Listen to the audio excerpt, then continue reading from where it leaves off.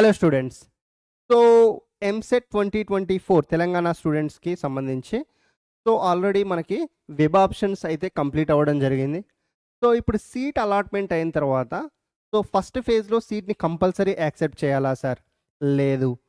Accept చేయకుండా second ఫేజ్కి వెళ్తే నాకు సీట్ వచ్చే ఛాన్సెస్ ఏంటి? ఒకవేళ ఫస్ట్ ఫేజ్లో యాక్సెప్ట్ చేయలేదు, సెకండ్ ఫేజ్లో కూడా రాలేదనుకోండి, అప్పుడు నా పరిస్థితి ఏంటి?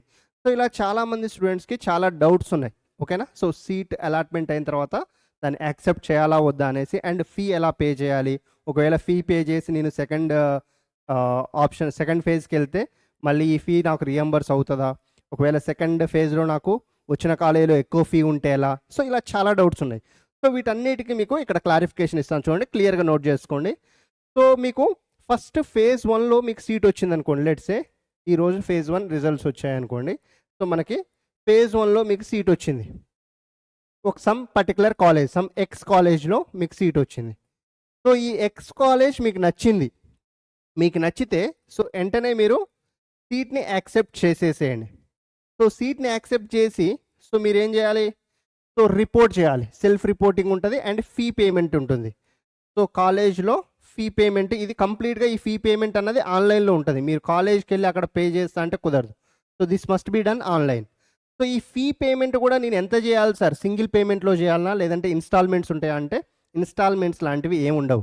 ఒకవేళ మీరు జీరో ఫీజ్కి ఎలిజిబుల్ అయితే, if you are eligible for zero fees, మీకు 5,000 కానీ 10,000 కానీ ఒక కాషన్ డిపాజిట్ అని ఉంటుంది. అది మీకు సీట్ అలాట్ కాగానే చెప్తారు.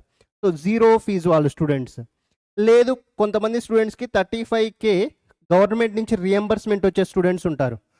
ఈ 35K కాకుండా రిమైనింగ్ అమౌంట్ మీరు పే చేయాల్సి ఉంటుంది. ఓకేనా? కొంతమంది స్టూడెంట్స్కి ట్యూషన్ ఫీ వేవర్ ఏముండదు, కంప్లీట్గా టోటల్ ఫీ పే చేయాల్సిన వాళ్ళు ఉంటారు. ఓకేనా? మీకు కనుక ఫస్ట్ కాలేజ్ నచ్చింది, మీకు ఫస్ట్ ఫేజ్లో వచ్చిన కాలేజ్ నచ్చింది అనుకోండి, సమ్ కాలేజ్, ఇది ప్రొసీజర్. ఫీ పేమెంట్ చేయండి అండ్ సెల్ఫ్ రిపోర్ట్ చేయండి. ఫీ పేమెంట్లో కూడా దీస్ ఆర్ ద మెథడ్స్. లేదు, మీకు ఈ కాలేజ్ నచ్చలేదు, ఫేజ్ 1లో కాలేజ్ నచ్చలేదు, నో. ఇప్పుడు మీరేం చేస్తారు? ఫేజ్ 2కి వెళ్తారు, అవునా? ఇప్పుడు ఇక్కడ మేజర్ డౌట్ ఏంటంటే, ఫేజ్ 2కి వెళ్ళేటప్పుడు మీకు, సార్ నేను ఇక్కడ కాలేజ్ యాక్సెప్ట్ చేయట్లేదు, ఫేజ్ 2కి వెళ్తున్నాను. ఫేజ్ 2లో కూడా నాకు కాలేజ్ రాకపోతే పరిస్థితి ఏంటంటే, ఇక మీకు కాలేజ్ రాదు.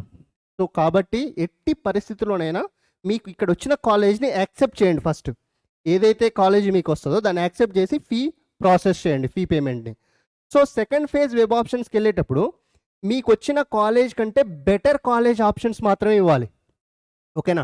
ఫస్ట్ ఫేజ్లో మీరు ఒక 100 ఆప్షన్స్ ఇచ్చారనుకుందాం, లెట్స్ సే 100 ఆప్షన్స్లో మీకు ఒక 70th ఆప్షన్ కాలేజ్ వచ్చింది, 70th ఆప్షన్ కాలేజ్ వచ్చింది. ఓకేనా? ఇప్పుడు మీరు సెకండ్ ఫేజ్ వెబ్ ఆప్షన్స్కి వెళ్ళేటప్పుడు ఇక మీరు మళ్ళీ 100 ఆప్షన్లు పెట్టకూడదు. ఏం చేయాలి? మీకు ఇక్కడ ఆల్రెడీ 70th కాలేజ్ వచ్చిందంటే ఈ 70 బిలో ఉంటాయి చూసారా? అందులో బెస్ట్ కాలేజెస్ మాత్రమే, లిమిటెడ్ ఆప్షన్స్కి వెళ్ళాలి ఇక్కడ.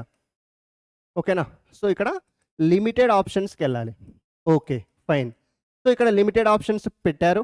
తర్వాత మీకు ఇక్కడ సమ్ కాలేజ్ వచ్చింది, let's say some Y college మీకు వచ్చింది. ఓకేనా? ఈ వై కాలేజ్ యొక్క ఫీజు ఇక్కడ ఆల్రెడీ మీరు ఎక్స్ కాలేజ్ని యాక్సెప్ట్ చేశారు. ఇక్కడ ఈ వై కాలేజ్ కూడా వచ్చింది సెకండ్ ఫేజ్లోకి వెళ్ళిన తర్వాత. ఈ వై కాలేజ్ యొక్క ఫీజు, లెట్స్ సే ఈ ఎక్స్ కాలేజ్ది 1 lakh ఫీ ఉందనుకుందాం. ఓకే? ఇక్కడ 1.35 lakh ఫీ ఉంది ఈ వై కాలేజ్ది. మీకు ఇప్పుడు ఈ ఎక్స్ కాలేజ్ వద్దనుకుంటున్నారు, వై కాలేజ్ కావాలనుకుంటున్నారు. మీరు ఏదైతే ఈ 1 lakh ఫీ ఇక్కడ కట్టారో, ఇది పోగా రిమైనింగ్ 35 మాత్రమే మీరు ఇక్కడ ఫీ పేమెంట్ ప్రాసెస్ చేయాల్సి ఉంటుంది. ఓకేనా? లేదు, ఇక్కడ ఒకవేళ ఈ వై కాలేజ్ యొక్క ఫీజు 75,000 ఉందనుకోండి, లెట్సే. మీరు ఇక్కడ ఆల్రెడీ 1 lakh కట్టారు కాబట్టి ఈ 25K మీరు ఏ అకౌంట్ నుంచి అయితే ఫీ పేమెంట్ ప్రాసెస్ చేశారో ఆ అకౌంట్కి రిమైనింగ్ 25K రిఫండ్ అవుతుంది. ఓకేనా? ఇది మీకు ఆప్షన్. కాబట్టి ఫస్ట్ ఫేజ్లో కంపల్సరీ యాక్సెప్ట్ చేయండి. లేదు, ఇక్కడ ఆప్షన్స్ పెట్టిన తర్వాత మీకు కాలేజ్ రాలేదు, నో కాలేజ్. సెకండ్ వెబ్ ఆప్షన్స్లో మీరు ఒక 20 ఆప్షన్స్ పెట్టారు, ఆ 20లో మీకు ఏ కాలేజ్ రాలేదు. ఆల్రెడీ మీరు ఫస్ట్ ఫేజ్లో కాలేజ్ సెక్యూర్ చేసుకున్నారు కదా, ఇది మీకు మిగిలిపోతుంది. ఓకేనా? ఇది దీని కంప్లీట్గా మీకు వెబ్ ఆప్షన్స్కి సంబంధించిన ఇన్ఫర్మేషన్. మళ్ళీ గుర్తుపెట్టుకోండి, సెకండ్ ఫేజ్లో వెబ్ ఆప్షన్స్కి వెళ్ళేటప్పుడు ది బెస్ట్ కాలేజెస్ మాత్రమే, అంటే మీకు ఫస్ట్ ఫేజ్లో వచ్చిన కాలేజ్ కంటే బెస్ట్ కాలేజ్ మాత్రమే చూజ్ చేసుకోవాలి అండ్ లిమిటెడ్ పెట్టుకోవాలి. అండ్ ఇంకొక ఇంపార్టెంట్ థింగ్ ఏంటంటే, ఈ ఫీ పేమెంట్ ప్రాసెస్ చేసేటప్పుడు మీ ఓన్ అకౌంట్ నుంచి చేయండి. మీ బ్రదర్ కానీ, సిస్టర్ కానీ, మదర్ కానీ, ఫాదర్ కానీ, అంకుల్ కానీ, వేరే వాళ్ళు ఎవరైనా. సో ఎందుకంటే మీకు ఏదైతే ఒకవేళ ఎక్కువ ఫీజు కట్టారు, సెకండ్ ఫేజ్లో వచ్చిన కాలేజ్ని యాక్సెప్ట్ చేసి రిఫండ్ వస్తుంది చూసారా. సో ఇది ఏ అకౌంట్ నుంచి అయితే మీరు చేశారో ఆ అకౌంట్కే రిఫండ్ అవుతుంది. ఒకవేళ మీరు ఇంటర్నెట్ సెంటర్కి వెళ్ళి చేశారనుకోండి, సో అక్కడ ఆ ఇంటర్నెట్ సెంటర్ వాళ్ళకి రిఫండ్ అయిపోతుంది. సో మిమ్మల్ని ఏమడుగుతారు, ఒకవేళ రిఫండ్ అయిపోయింది మీరు వెళ్ళి సార్ మా డబ్బులు కావాలంటే వాళ్ళు ఏమంటారు, ప్రూఫ్ చూపించండి అంటారు. సో మీకు ఇక్కడ కాలేజెస్ నుంచి ఏ ప్రూఫ్ ఉండదు, డైరెక్ట్ జస్ట్ అమౌంట్ రిఫండ్ అవుతుంది, దానికి సంబంధించిన ప్రూఫ్ ఏం రాదు. సో అక్కడ మీరు ప్రాబ్లంలో పడే ఛాన్స్ ఉంటుంది. కాబట్టి సో మీ ఓన్ రిలేటివ్స్ అకౌంట్ నుంచి 99% మీ పేరెంట్స్ అకౌంట్ నుంచి చేయండి, కుదరకపోతే బ్రదర్, సిస్టర్ లేదంటే రిలేటివ్స్ అకౌంట్. ఓకేనా. So this is the complete information about so going for accepting the college in phase 1 and going for phase 2. Clear? Thank you guys.